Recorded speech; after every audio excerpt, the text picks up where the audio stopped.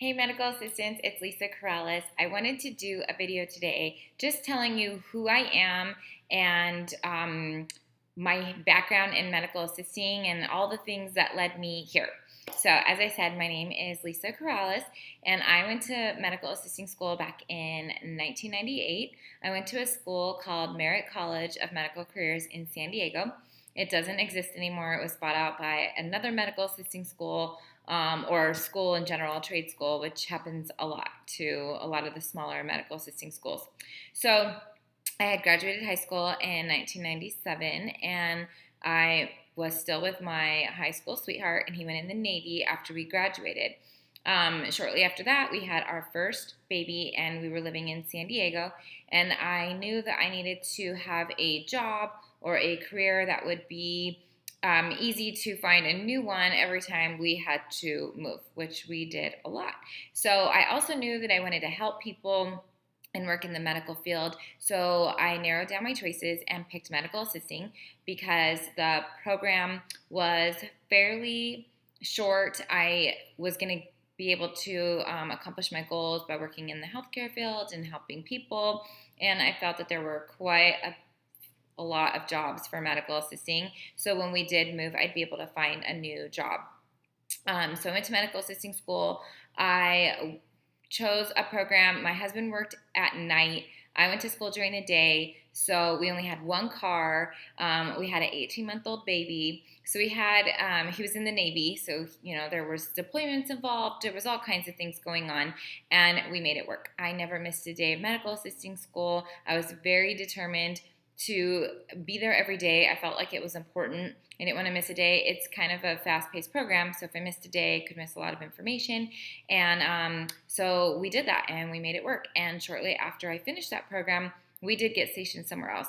So we moved to Florida, where we were stationed in Jacksonville, and I worked in dermatology there as well as OBGYN, and I worked at an MRI center just doing front office work. Again, those jobs were determined on where we were at during the time. So when I worked at the MRI place, I worked nights at that time, and my husband worked during the days. And I had to choose things based on our schedules, if he was going on deployment and what would be an easier fit for me, our family, and our schedule. I then had another child at that time, and then shortly thereafter, we moved to Oklahoma, where I worked in family practice. After moving to Oklahoma, we got stationed in Northern California, where I decided to go back to school to get my bachelor's degree. I got that in social science, and then we had another baby. So I'm now at 3 children getting my bachelor's degree in social science, and we moved to Central California, where I finished my degree, and then we moved to Arizona, where I had my bachelor's degree. So I took a job as an academic counselor with the University of Phoenix with their online department, helping students who were starting their associate's degrees just keep them on the right path to graduating and counseling them through their program.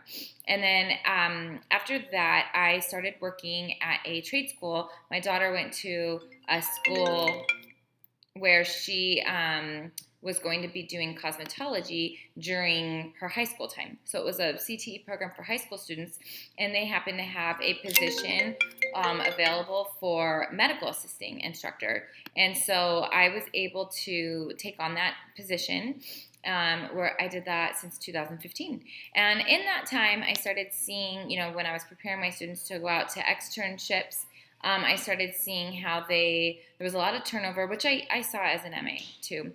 But what I was really seeing was there was a lot of medical assistants who needed jobs and a lot of offices who needed medical assistants. And for some reason, they were not connecting. I was talking to office managers who were spending hours and hours going through resumes, 75 resumes, and 4 of those people were qualified.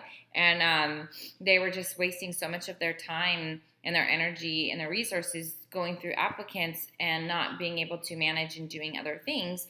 And there were so many medical assistants who were needing jobs and qualified but were not finding them. So the original model of the business was a little different than it is now. And so I was having medical assistants send me their resumes, and there were so many problems on these resumes. I mean, there were spelling errors and grammatical errors and just simple things like not putting your work history in chronological order, just things like this that office managers are looking quickly. The average person spends about 10 seconds looking over a resume, and if there's mistake after mistake, they're immediately going to throw it out. So those types of issues were part of reasons why medical assistants were not finding jobs. I mean, if you are not being that careful on something as important as a resume, they're going to assume that you're not going to maybe be that careful on something as important as a patient chart. So what I wanted to do was help medical assistants in a lot of different ways. Interviewing tips, resume tips. I did a lot of this as an instructor. I absolutely love to help MAs figure this out. HIPAA compliance, how to get along in the workplace, how to deal with patients that are maybe not the nicest. So many different things that we deal with as a medical assistant. And then wanting to just help them with all of those things and then connect them with offices looking to hire them. So I created Medical Assistant Network in 2017, and I kind of sat on it for a little bit. And like I said, I had a different model, and it was in October of 2018 that I figured out how I really wanted to model this, which is set up a platform where medical assistants can come on, create their resume, and people who are looking for them can come on and find them all in one location to make it easy and efficient for everybody involved. I have full transparency on the website, so when a medical assistant applies for a job, they can immediately see where their application is in the process. This is something that I love because as a medical assistant, or really anyone who applies for a job, you apply and then you sit and you wait and you wait and you wait, and you don't know what's going on, and you really want this job, so you don't know if you should move forward with applying for other jobs. So what we did is when you apply, you will be able to see where you're at in the process. If a employer chooses not to proceed with you, they can actually just hit decline and it's going to send you a message. I leave a box for them to leave feedback for you, which I'm really hoping they do so that you can learn maybe why they declined. Maybe they just found somebody else. Maybe it was your experience. Maybe it was your resume.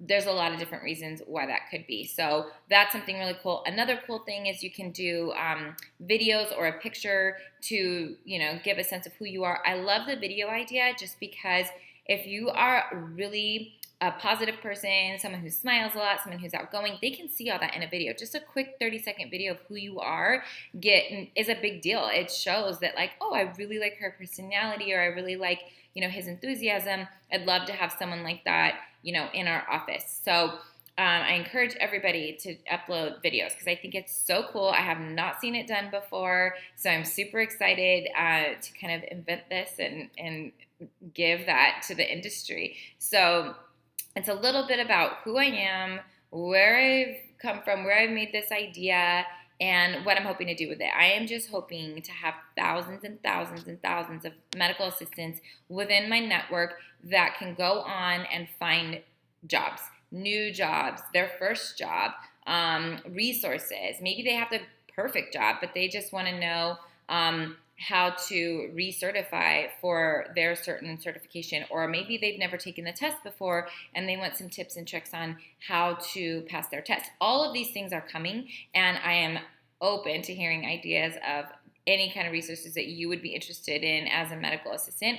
I'm looking for new ideas all the time and different resources that I can create. I did a lot of this as an instructor, and I loved being an instructor for medical assistants, and I'm hoping to continue that, and I'm just going to be able to reach thousands more medical assistants than just the few that were in my class.